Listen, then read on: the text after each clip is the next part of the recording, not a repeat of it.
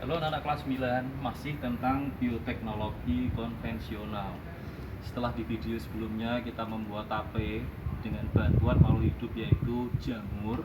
Sekarang kita akan belajar teknologi pangan yang lainnya tetapi menggunakan bakteri. Tentunya kalian tidak asing ya dengan yogurt, dimana salah satu produknya mungkin sudah kamu kenal yang bernama Yakult. Keduanya merupakan susu fermentasi probiotik. Mengapa probiotik? Pro dari kata probiotik. Jadi susu fermentasi itu bermanfaat untuk tubuh kita. Bukan anti tapi probiotik ya. Nah, bakterinya yang kalian lihat di Yakult itu bernama Lactobacillus casei shirota. Dimana penulisannya memang sengaja Pak Eko bikin miring karena itu merupakan tata nama binomial nomenklatur ya, bisa kalian lihat di produk ini. Nah, mengapa Pak Eko kasih S di sini? Tentu ada tujuannya, bukan hanya menimbulkan sensasi dingin, tetapi ada tujuan yang lainnya. Mari kita belajar. Nah, tentang bakteri Lactobacillus casei shirota ya, yang pertama, bakteri ini probiotik, yaitu menekan perkembangan mikroorganisme yang merugikan, yang menyebabkan peradangan dalam saluran pencernaan. Saluran pencernaan yang mana? Terutama lambung dan usus besar dan usus 12 jari ya, supaya mikroorganisme merugikan yang menyebabkan peradangan itu dapat diminimalisir oleh enzim yang dihasilkan oleh Lactobacillus casei shirota.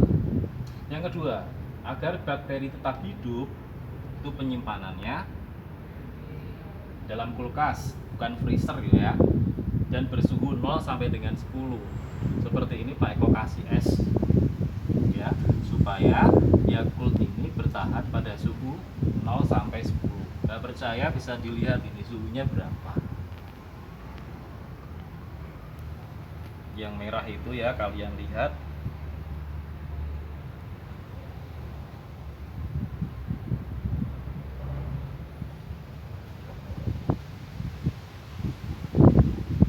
Ya, suhunya udah sekitar berapa itu? 10 turun ya. Nah, memang bakteri ini bisa hidup pada suhu 0 sampai 10. Apabila dia pada suhu kamar, pada suhu 28 misalnya, dia hanya bertahan selama 3 jam. Jadi kalau kalian beli Yakult kemudian dan segera kalian minum, bakteri itu akan bertahan hidup selama 3 jam, tidak lebih. Ya, apabila bakteri itu sudah mati, maka tidak berfungsi untuk probiotik.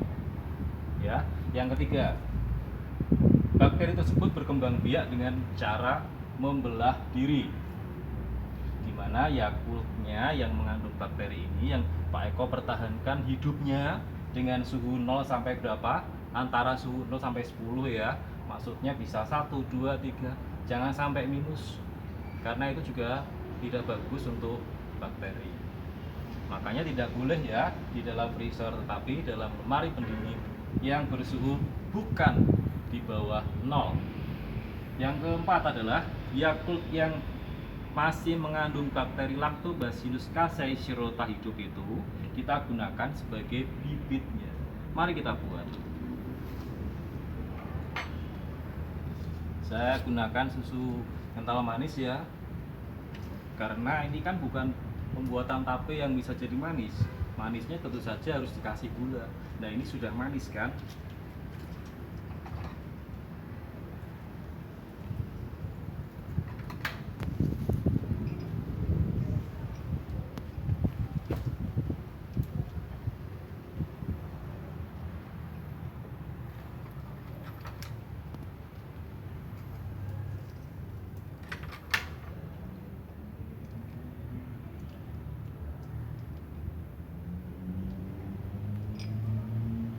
Kemudian ini tak udah rebus air ya.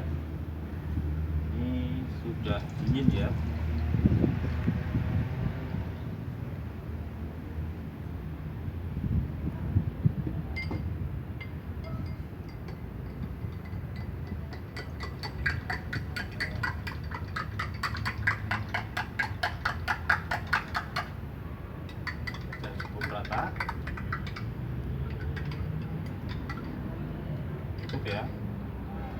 kan suhunya belum sampai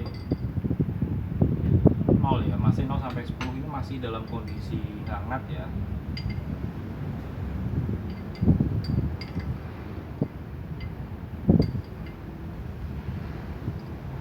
Coba kita cek suhunya anak-anak nih.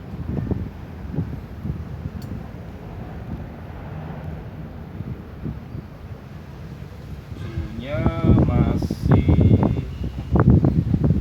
sekitar hampir 30 derajat Celcius. Kalau kita masukkan langsung Yakult, kira-kira bakterinya mati enggak? Mati kan? Karena suhunya berapa ini? 30 derajat.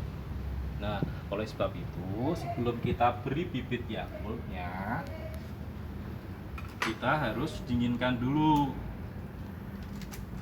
Dengan apa ini? Dengan bantuan es. Ya, ini kita dinginkan dulu ya. Nah, sampai suhunya dingin.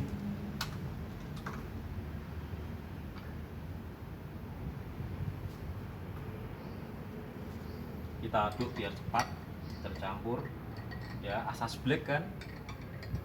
Kalor yang diterima sama dengan kalor yang dikeluarkan.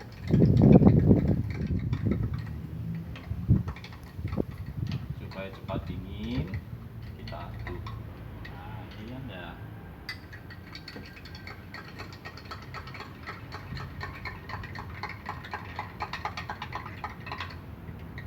Bisa kita tambahkan lagi.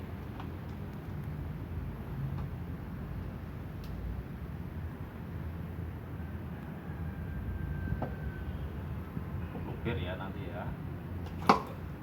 Udah, tahu pilih aja. Risiko ya.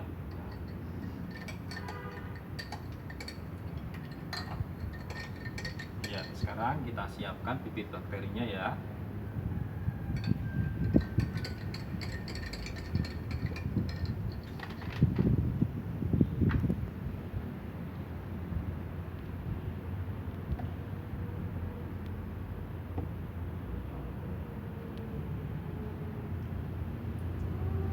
Yakult ini mengandung bibit bakteri Lactobacillus casei shirota.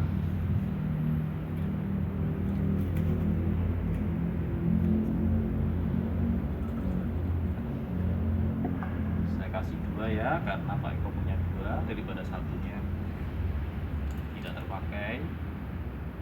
Di dalamnya banyak mengandung bakteri Lactobacillus casei shirota yang berkembang biak dengan cara membelah diri. Nah, sekarang ini sudah dingin anak-anak ya. Perkiraan suhunya ya berkisar antara 0 sampai 10 lah. Ini udah dingin ya. Nah, sekarang berikutnya adalah kita masukkan saja di sini.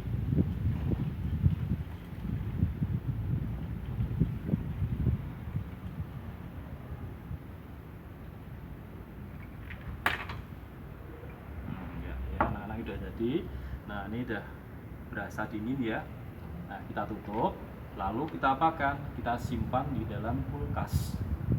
Kita simpan dalam kulkas sekitar, ya kita beri waktu lah supaya bakteri itu membelah diri dan kemudian memfermentasi susu menjadi susu probiotik, susu asam probiotik. Gitu ya. Nah, nanti kita akan jalan ke kulkas untuk menyimpan susu yang nanti akan difermentasi dengan suhu antara 0 sampai 10 di dalam kulkas.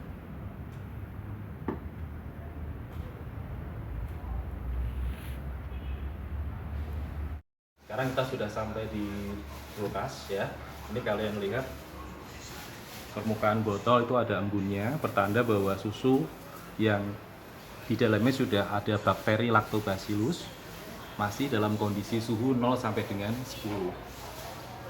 Fermentasi akan berlangsung beberapa hari, kira-kira 3 hari di dalam kulkas.